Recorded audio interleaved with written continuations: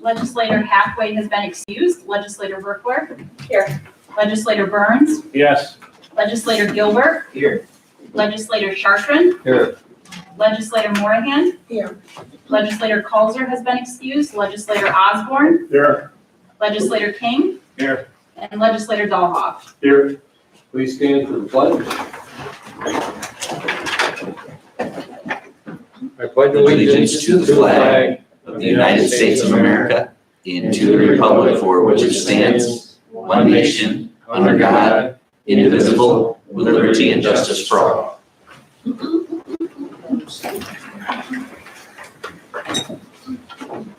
The 5/4/2021 board meeting minutes have been distributed. If there are no amendments, they stand approved.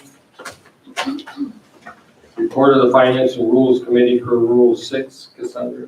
The Finance and Rules Committee has met and they recommend to waive rules to act upon late resolutions. Need a motion by Dick, second by Jerry. Any discussion? All in favor? Aye. Opposed? Carries. Public hearings. We have several public hearings tonight.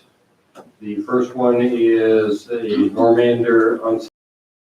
There's an update to that. The structure has been demolished and the site's been cleaned up.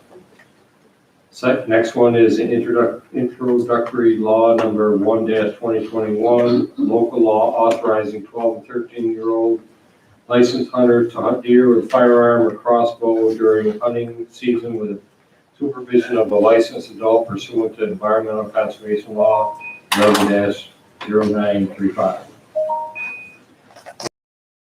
Act funding for broadband infrastructure needs under a New York State CDBG-CV application for 2020 funds. Following the CDBG Lewis County Home Ownership Program, project number 636H0318-19. And lastly, a CDBG Lewis County Housing Rehab Program, project 636HR33318. So we'll take them from the top. Is there anyone here that would like to comment on the Normander unsafe structure hearing? Mr. Chairman, I can tell the board that I've received documentation from our code enforcement officer. The property is cleaned up and it's no longer in violation. Thank you. Anyone else?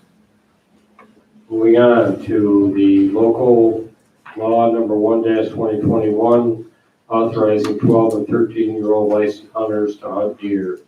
Anyone here would like to make a comment on that?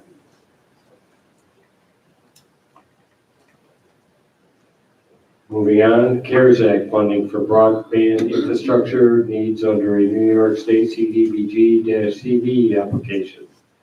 Anyone care to comment on that? I'm doing well. CDBG Lewis County Home Ownership Program, project 636H0318-19. Any comments on that? Finally. Jalen Heames with Snowbelt Housing. So in April of 2019, Lewis County applied for $489,510 in funding through the CDBG program for Lewis County Direct Homeownership Assistance. The first public hearing was held April 2nd, 2019 in preparation for the application. And the second public hearing is being held today to provide the residents with the opportunity to offer any comments on the accomplishments of the grant. CDBG does require 2 public hearings. The goal of the program was to assist low and moderate their first home by providing buy down on the mortgage, payment of most of the closing costs, and assistance to rehab the housing unit to ensure that it meets the housing quality standards as developed by the U.S. Department of Housing and Urban Development. This application was successful and the county was awarded $489,510. The grant stipulated that all funds must be expended in 24 months with an end date of June 28, 2021. The application anticipated 12 households would be assisted with an estimated program funds of $300,000 for mortgage buydown and closing costs and $100,000 rehabilitation of purchase homes. An additional $69,510 was used for administrative and program delivery assistance, bringing the total to $489,510. The program is now nearing completion with a total of 12 homes that have been or will be provided assistance. The exact total anticipated in the application. The average down payment and closing cost assistance was $14,988. One of the households did not need any repairs. The average repair cost for the 8 homes that have been completed was $31,011, with ranges from $18,088 to $37,718. The average purchase price for the homes was $90,576, and the average mortgage after assistance was $72,993. There was no displacement as the homes were either vacant or in one case purchased by an existing tenant. The program is truly countywide in that 2 homes were located in the village of Krogan, 1 in the town of Glenfield, or village, sorry, 6 in Lowville, 2 in Lion Falls, 1 in Fort Lyden, and 1 in Turin.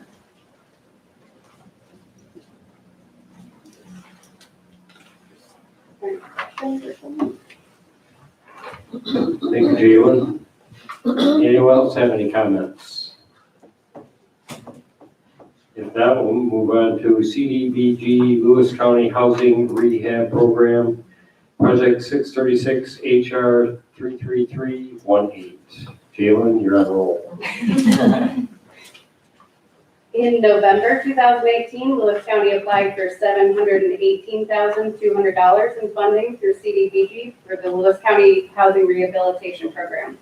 The first public hearing was held on July 3rd in preparation for the application, and the second public hearing is being held today for the opportunity to offer any comments on the accomplishment of the grant. The purpose again of the program is to provide low and moderate income households with grant funds to improve the health, safety, and energy efficiency of their home, or to make accessible modifications as necessary to allow elderly homeowners to remain in their home as long as possible. All the projects must meet code as well as housing quality standards as developed by the U.S. Department of Housing and Urban Development. This application was successful and the county was awarded the $718,200. A grant agreement was signed with a program effective date of January 24th, 2019, and the agreement stipulated that all funds must be expended within the 24 months, which was January 25th, 2021. The county did receive permission for 1 extension, so the new deadline is June 30th, 2021. The application anticipated that 20 substandard homes occupied by low and moderate income households located on scattered sites throughout the county would be assisted. 16 of the total applicants were projected to be single-family households with estimated program funds of $500,800, and 4 were projected to be multi-unit households with an estimated program fund of $105,200. The program is now nearing completion, and 20 households have been or will be provided assistance. The exact amount anticipated in the application. Of the 20 households assisted, 7 have reported a disability, 4 are occupied by senior citizens, and 2 households have female head of household. 1 household was modified to meet the accessibility needs of the resident. The average CDBG assistance provided to the 14 completed projects was $29,363, with a range of assistance from $15,650 to $45,011. 4 households also utilized $25,930 in additional funding provided by other grants awarded to Snowbelt Housing, bringing the project cost up to $631,930. Energy audits were completed by Lewis County Opportunities, and weatherization-related work was included in the scope of work by either Opportunities or the contractor. Lead-based risk assessments and clearances are completed for homes that are built prior to 1978 when lead-based paint was banned. The contractors are required to use lead-safe work practices and pass a clearance test to ensure that the home is free of lead hazards.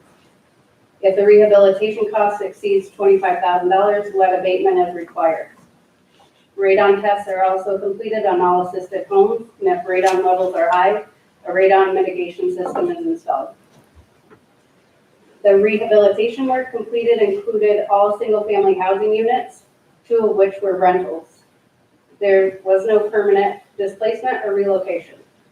The program was truly countywide in that 3 homes were located in Boonville, 2 in Constableville, 1 in Copenhagen, 1 in Krogan, 2 in Diana, 1 in Harrisville, 6 in Lowville, 4 in Fort Lyden, and 1 in Turin.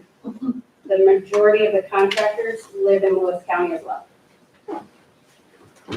Thank you. Anyone else? Privilege of the floor. Is there anyone that would like to make any comments with anything in general?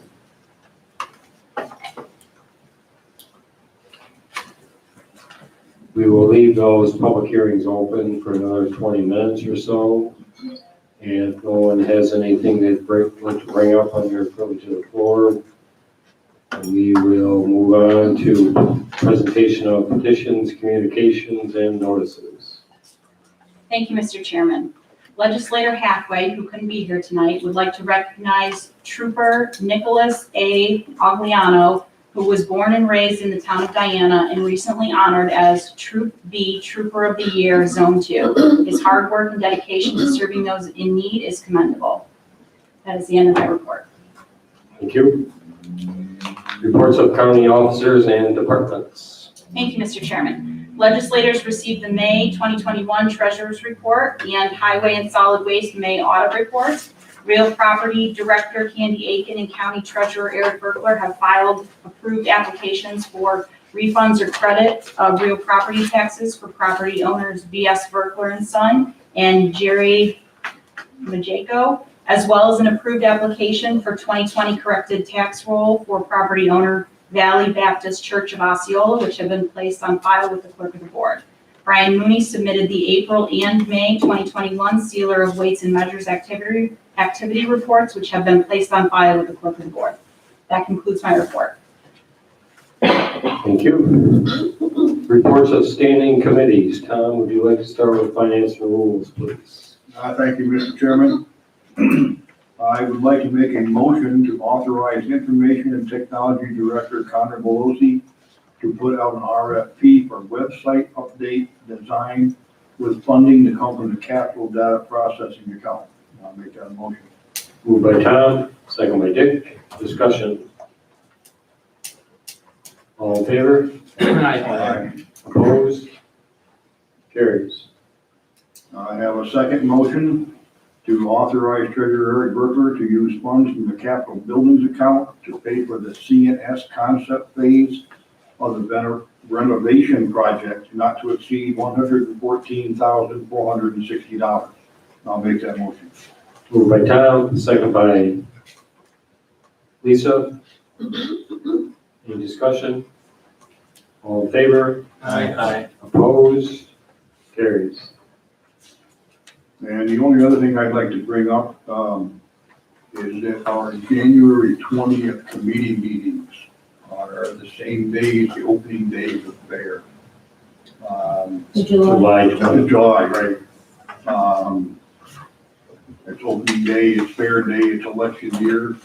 I'd like to make a suggestion that maybe we could move those committee meetings to the day before on the 19th. I don't know if we don't need a motion on that, just a consensus. Need a motion for that? I would do a motion just to. It's in the standing rules, so you should have a motion. Okay. Then move that I'll out. make a motion that we move to the Second by 19th. Andrea. July. Any discussion? All in favor? Aye. Anyone opposed? Carries. And that's all I have, Mr. Chairman. Any questions for Tom? Thank you, Tom. Jerry, General Services. Thank you, Mr. Chairman. I have three motions to make.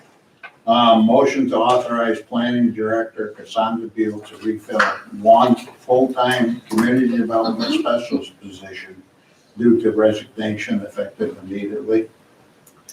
Moved by Jerry, second by Ron. Discussion. All in favor? Aye. Opposed? Carries.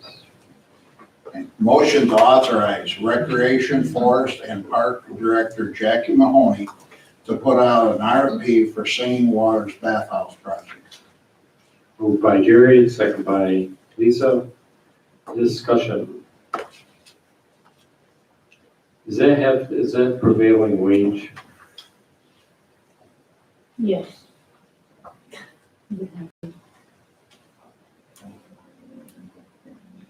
All in favor? Aye. Opposed? Carries. A motion to authorize Buildings and Grounds Supervisor Matt O'Connor to refill one full-time cleaner's position due to resignation effective immediately. Moved by Jerry, second by Dick. Discussion. All in favor? Aye. Anyone opposed? Carries. That's all I have right now, Mr. Chairman. Thank you. Anyone have questions for Jerry? Thank you, Jerry, and we'll move on to Andrea, Health and Human Services. Thank you, Mr. Chairman. I have nothing new to report today. Any questions for Andrea? We'll move on to Dick as the board's rep on the hospital board managers. The way the calendar fell and the holiday fell, I have nothing to report at this time. Any questions for Dick? Thank you, Dick. County manager report, Ryan? Thank you, Mr. Chairman. Our vaccination effort continues to roll along. We have about 9,200 people in the county that are fully vaccinated at this point. We held clinics a couple weeks ago that were very successful. We went through every school and had in-school clinics and had over 120 children that were eligible to get vaccinated. And we had a drive-through clinic at the fair that was very successful. We had about 150 people go through the drive-through clinic. So creative things, different approaches, different times, different venues seems to be something that is catching people's attention. I would also note that our one of the videos that we had made, the Joe Bush video, has almost 40,000 views on social media. So that is a pretty impactful video considering there's only 26,000 people that live in the county. Our solid waste construction project, Jerry and I met up there with Kip and the folks from CNS and Bar last week, and that project is moving along. They're hoping to break ground in the next couple of weeks and get moving on that. The renovation project, I was hoping maybe we'd have a full report from CNS today. They're telling me now that their deadline that they're hoping to have it to us by is June 8th. So if we have it by the 8th, we should have plenty of time to review and discuss it at the committee meetings on the 15th, which is what I'm hoping. This Friday, I will be going to Madison County All for a conference with all the other county managers and administrators across the state. I find this time very valuable with the other county administrators and managers.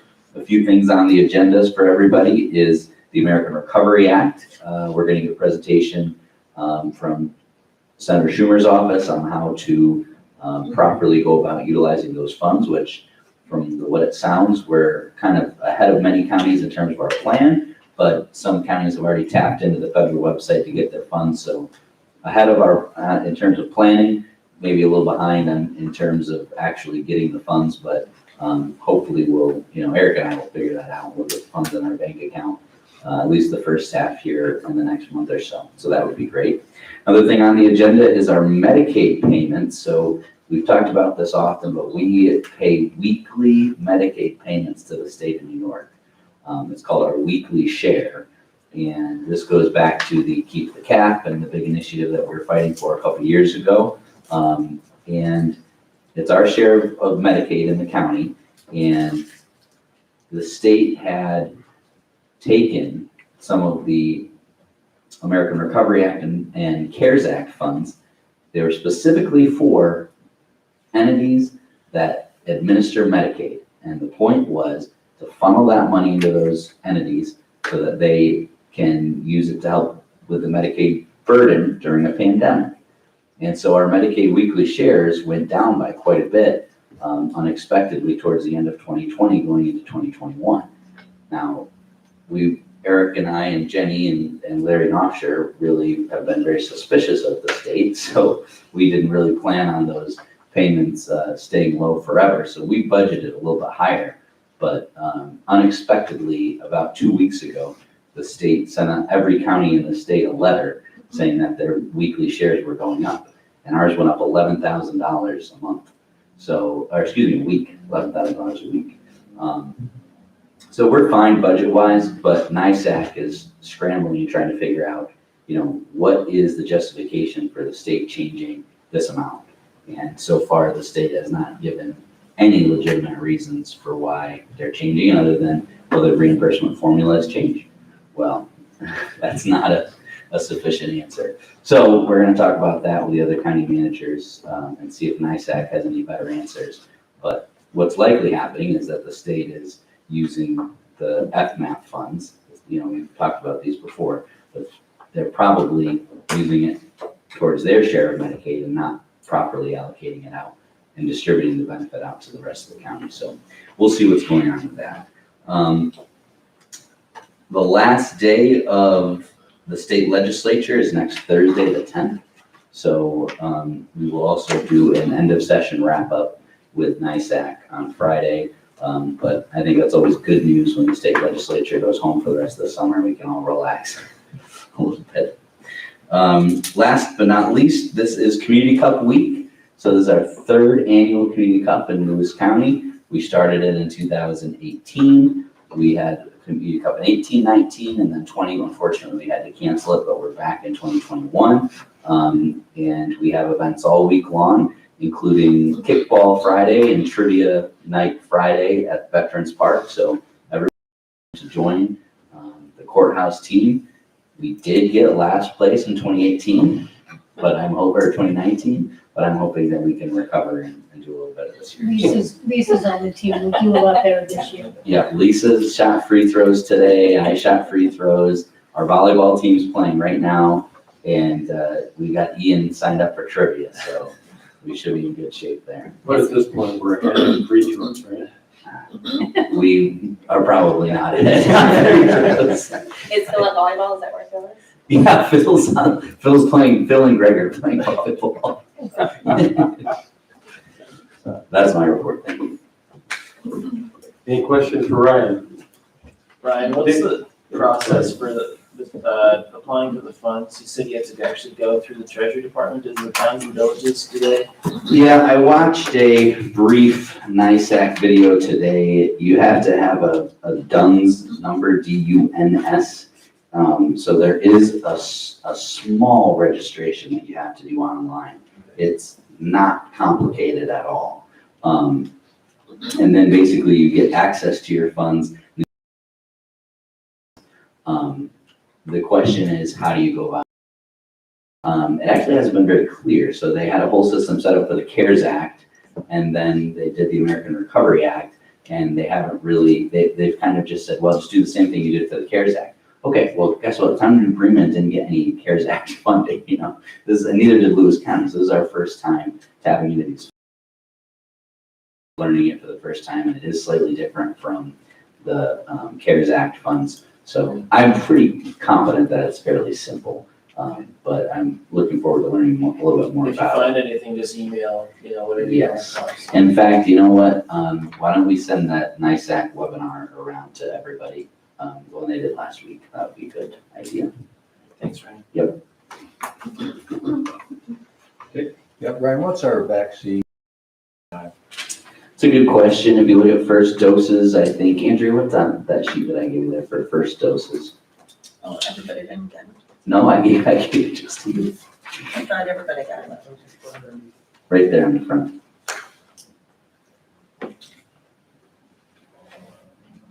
Right At the now, top. 10,000. How many What? people got the first dose? 10,380. 10,380. So if you look at people over the age of 18, we are around 20,000. So there's 6,000 that are yet less than 18. So a little around 50%, I would say. Okay. But I mean, we're definitely lagging behind the state and the country. But Are people missing their second doses, do you think? no, we have not. According to Ashley, we have not had any issues with the second doses. So that's a good thing. Okay, thanks, Ryan. Yep. Anything else for Ryan? Now we'll move on to Eric with the county treasurer report. Thank you. And just one other follow-up on the American Recovery Act funding. I have not yet initiated that process, but I will plan to do that soon. And if once I go through it and have some knowledge of any other towns and villages want to refer to us, we'll do the best we can to help them. I do understand from some other counties, the turnaround of receiving the 50% from the federal government has been relatively short. So they're getting their money in their pockets quickly, which we'll make sure we get on that train also. I did provide you a written report, just a couple of notes I will highlight there, and this is really just a quick summary of some balances for you through the month of June. Our sales tax collected is at $4,293,000 for the first 4 months of the year. We're really well ahead of schedule on that. We're 17% over where we were last year. So definitely some good signs in our sales tax collections this year. And on the bottom of the page, you see some of our fund balance summary balances. The one I would bring your attention to the health insurance cash balance at $6,205,000. That is down from the beginning of January, which is planned. And we will really focus on continuing to ensure that fund balance is at a level that makes sense for our plan. So I think you do have action tonight to look at another holiday for our health plan, and that will, another action again, that will continue to maintain the fund balance to a level we think makes sense. That's all I have. Any questions for Eric? If not, we'll move on to report of the Finance and Rules Committee for Rule 7. Thank you, Mr. Chairman. The Finance and Rules Committee reports that they have examined the claims presented for payment in the total amount of $1,016,782.86 and recommend that they be audited and allowed for the amounts claimed. Need a motion? Ron, second by Andrea. Any discussion? All in favor? Aye. Anyone opposed? Carries. So we need 1 minute, 2 minutes, or are we good on public hearing? I think we need approximately 2 minutes, but if you, we can make the motion to move the slate, because the only one that we need to close the public hearing on is the local law, which requires a roll call vote anyway. Was there any other resolutions that needed to be pulled out of the slate other than number 119 and 120? Did anybody have any other ones? I talked with Ryan today. I'd like to see if there's any discussion on 126. 126? That's the ATV one. 136 due date. And 126, 136 also. let me just see what's that one, Ryan? The change order. Yes.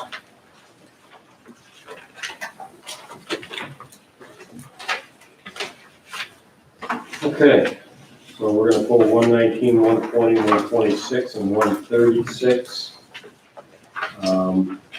Everyone comfortable with the rest of the slate? Need a motion to move the slate. Lisa, second by Gary. Discussion? All in favor? Anyone opposed? That carries. I think you can go ahead and close the public Okay, hearing does now. there anyone like to, any comments on any of the public hearings? All set? At this point, I will close the public hearings for the multiple issues that we have. Okay, so Okay, we have resolution number 119-2021, auditing and allowing claims. the motion, Lisa, second by Jerry. Any discussion? Any answer roll call?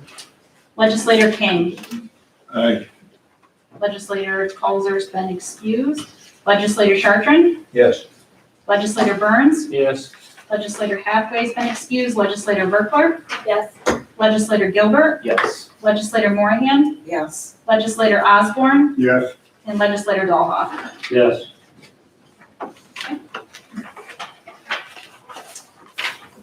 The next one is resolution number 120-2021, resolution adopting and otherwise treating local law number 2-2021, County of Lewis.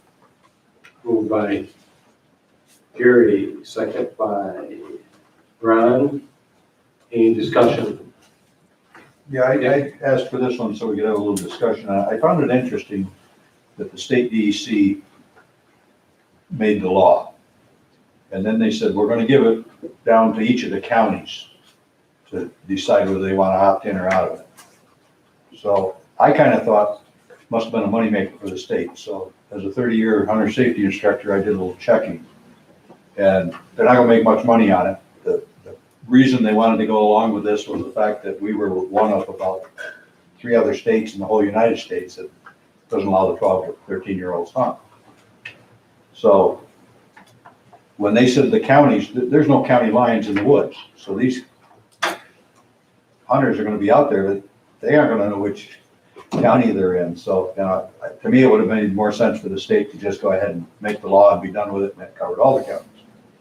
Because I thought maybe if it was a moneymaker, I'd transition it over to the next one I want to talk about, which is the ATV law, which does have some serious money for the states in it. We had a meeting with Jackie a week or so ago. There was a private company, I forget the name, but they had done some initial economics of how much the state could make out of allowing the UTVs to be licensed and registered. And it was in the millions of dollars. And now I understand from Ryan, and I think it's a great deal, we're gonna go ahead and pursue our own economic study and adjustment for that. So, you know, our hands are really tied as far as I'm concerned on the 12 to 13-year-olds. It has pluses and minuses, and I will fully support that, but I just thought it was strange the way the state went through it. Thank I you. would add to that, that the county opt-in was not DEC's choice. They were pushed into that because there were a couple large downstate counties that were not comfortable with this. So this to them was better than nothing. They're the same ones that are gonna oppose our ATV law, and I thank you for adding that. So, any other comments? All in favor? Oh, this is a roll call. Roll call, sorry. Legislator Chartran. Yes. Legislator Gilbert. Yes. Legislator Morahan. Yes. Legislator Burns. Yes. Legislator Colzer's been excused. Legislator Berkler. Yes. Legislator Osborne. Yes. Legislator Hathaway's been excused. Legislator King. Yes. And Legislator Dahlhoff. Yes.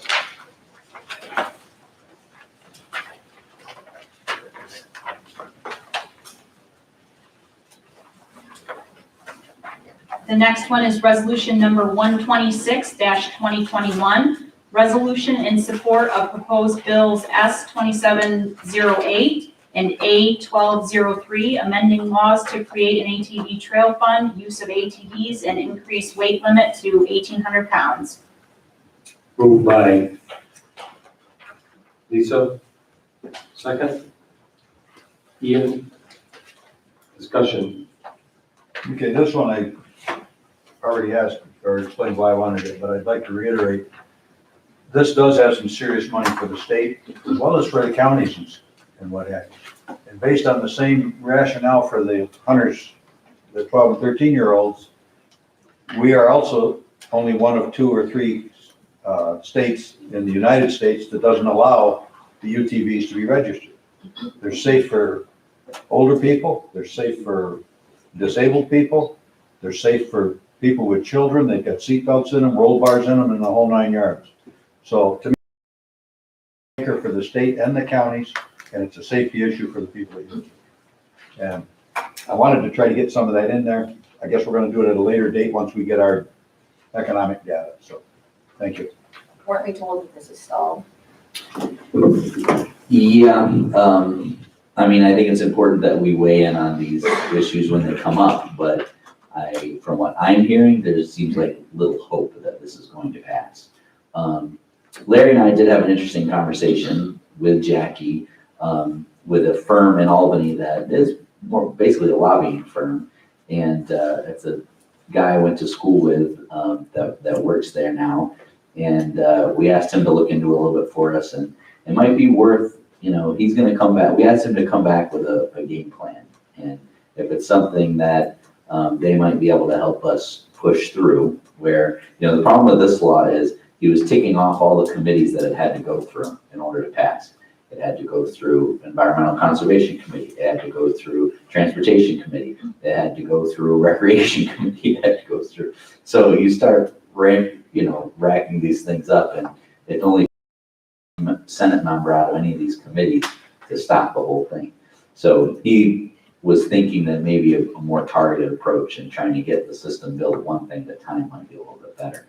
But if they can come up with a game plan that we could buy into, maybe it's something that would be worth entering into a contract with them, having them arrange some meetings for us down in Albany where we can, try to be a little more forceful on this issue. Dick had said we're one of a few states that don't allow UTVs. I believe from what Larry and I have heard, we're the only.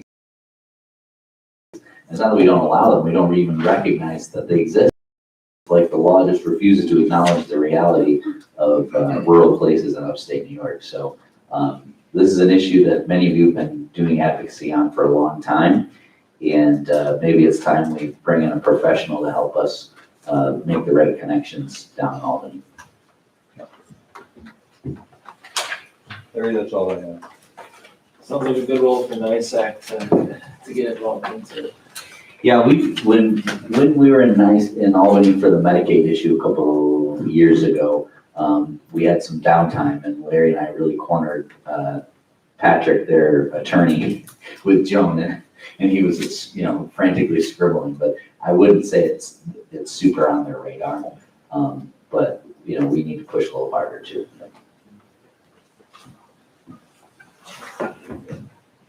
Any other comments? All in favor? Aye. Anyone opposed? Motion carries.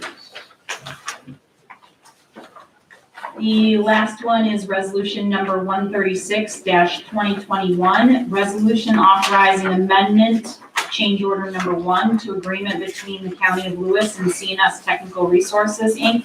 for general contracting services under the Lowell Solid Waste Transfer Station Upgrade Project. Moved by Jerry, second by Andrea. Discussion. This is the one where the cost went up considerably. And I understand the costs are going up for everybody. And this is probably the ethical and right thing to do in this. But I think we need to, going forward with the contracts that we put out, also guard against ourselves a little bit as to what, this is a very unique, once in a probably lifetime situation. And I would go ahead and support this one, but in the future, we may want to ask for a list of the subcontractors. And then normally, the contracts I've worked on, they would submit the subcontractors quote with a date stamp of when they received it. And then the increased quote with a date stamp of when they received that, and was it from the same contract. And that gives you a little bit better accounting process to the whole thing. So I just offer those as going forward, things that we might want to do. When did this bid go out? The bid went out in February, I believe, and we have all bid amounts held for 60 days. We did not execute the contract within 60 days of the bid. So these guys came back and said, hey, our vendors aren't holding our prices. We can't hold your price. What we need to do, in addition to what Dick said, is have a provision when we send them the letter awarding them the bid. So you guys act and award the bid. Then there's a contract this thick for these jobs that goes back and forth and back and forth. And it doesn't get finally signed sometimes, for a couple months. Oh, yeah. So what we need to do is when we send the notice of award, there needs to be language in there that says, in lieu of a contract or as we wait for a contract, this shall serve as legal notice for you to proceed with purchasing, things that need to be purchased. So something like that can get the ball rolling. So. But Ryan, this is the first time that the person or company was awarded the bid that never started procuring the stuff. Mm-hmm. Usually when we do it, this was the first time, well, they don't do it that way. And so you think it's ordered, so it's not. And, then, and I'm not making excuses, but, like Dick, I think we need to do the right thing, and I think there was enough justification in there after we saw this stuff that this is the right thing. But I assume our contract's signed and everything else. And, Yes. There shouldn't be any escalation cost unless something's changed. So concrete or whatever's left out there yet, they should have that locked in quite a while back. Yeah, you're right, Jerry. Most of the time, people take the notice of award enough to get them moving. CNS wouldn't order anything until they had a signed contract. So here we are. And you can't fault them for that either. I mean, it's Yeah. just a different way of doing business. Mm-hmm. Okay, thank you. So when's the expectation that, my concern is commodities are starting to drop, particularly iron ore is back under $200 a ton. So this is all steel. When they first requested this change order, they were worried about the cost of blacktop. And now it's switched to steel.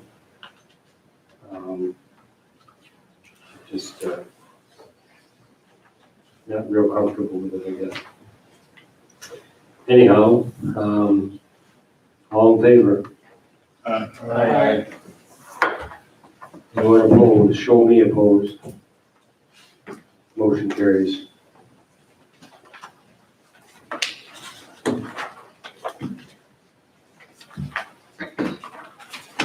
And that is the end of the resolution cycle.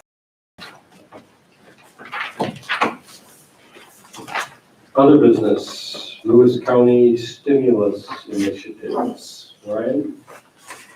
So we handed out at the committee meeting earlier, I guess it was last month, a document that outlines all the different projects that we're hoping to move forward with the stimulus funds. We distributed, but we didn't discuss it. And I just want to make sure, since we're all together, that everyone's still on the same page here, that once we get those funds activated, we'll start moving forward with these initiatives. And so I just wanted to make sure everyone was on the same page. Comments, questions? We were going to get some more information on some of them. Did you get this? Is it a packet? No, it was Oh. handed out at the committee meeting last month. So, but I'm happy to go into more detail on anything else that's in the report. Yep. I mean, it's still pretty bare bones because we don't know, we gotta figure out what we can actually, how we can actually spend the money. But for the most part, this is where we'd like to put it. So for example, the workforce one, I talked about extending the Careers Here program. We talked about that.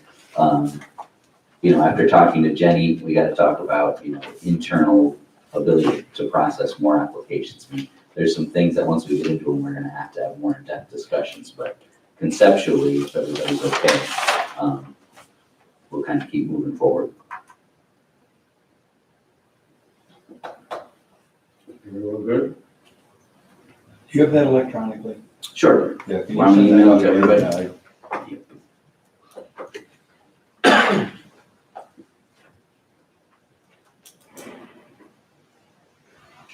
Okay, is there any other business? An executive session, or is that just? We do need an executive session, and someone would like to make that motion. Yes, just so I could explain this, Mr. Chairman, that I'm requesting an executive session to go over a particular person in a personnel matter, property negotiations, county property negotiations, and a property litigation matter pending for the county. I'd make that motion. Moved by Dick, second by Ron. Any discussion? All in favor? Aye. We will take a 5-minute break before we go in. That's what I need. Like that. Yeah, I was gonna ask for a break.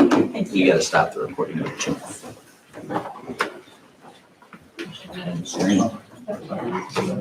That covers up, starts with this month, goes through.